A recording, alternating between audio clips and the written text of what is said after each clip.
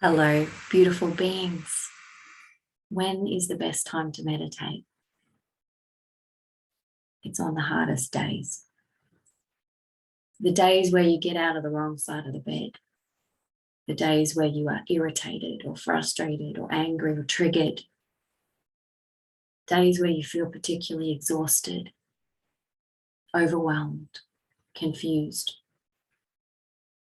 These are the days where it is time to stop. Stop running the internal subconscious programs that are keeping you trapped in illusion. Stop and remember who you really are. You are pure consciousness.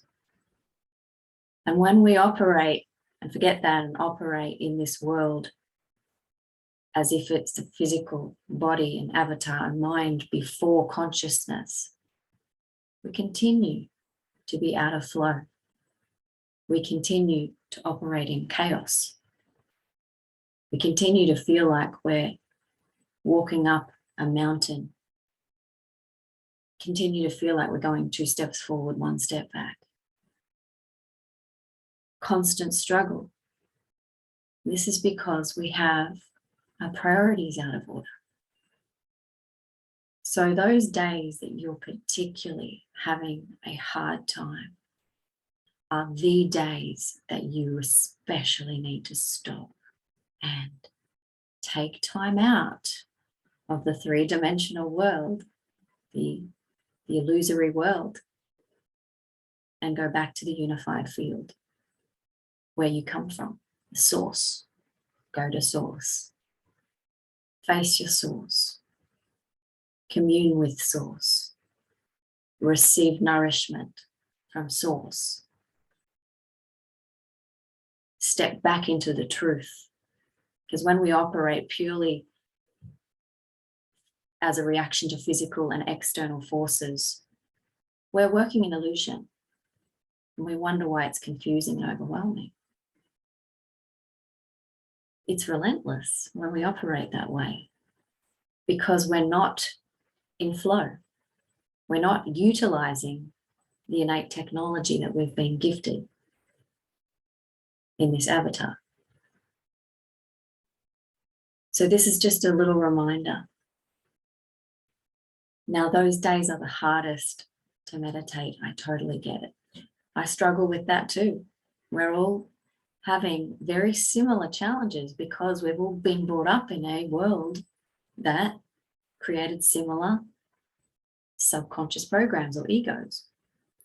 And so we have to create new empowering habits such as meditation on the hardest days. And it does get easier. I talk about it's like exercising a muscle. It gets easier. And you'll just naturally want to go to meditation when you're struggling. But for now, if it's too hard for you to go to your meditation place and stop the endless rat wheel of trying to survive on those hardest days, if it's really hard, just stop at least and breathe. Because breathing tells our whole biological system that it's safe. It doesn't need to be in the fight, flight, freeze, reptilian part of our brain. We can reassure our body that we are okay. Calm down the mind. Calm down the emotions just through breathing. But breathing really is the doorway into a beautiful meditation and commune with source. And that is where we get our nurture and our food. So that we can go out back into the world from a place of steadiness, from a place of unshakable inner peace. So don't allow yourself to be thrown around by the polarity of this 3-dimensional world. It's always going to be this way. This is part of the experience of learning how not to be externally reliant, to be internally reliant, to be constantly connected to spirit, to source. And we then can remember that we don't change our external world by going out into the world and physically doing things. We change it by consciousness. Consciousness, mind over matter. We consciously change ourselves by going into breath work and meditation on bad, stressful, horrible days that are challenging. And then we go out into the world as a representative of pure loving consciousness. And then we change that external environment. This is the order of priority.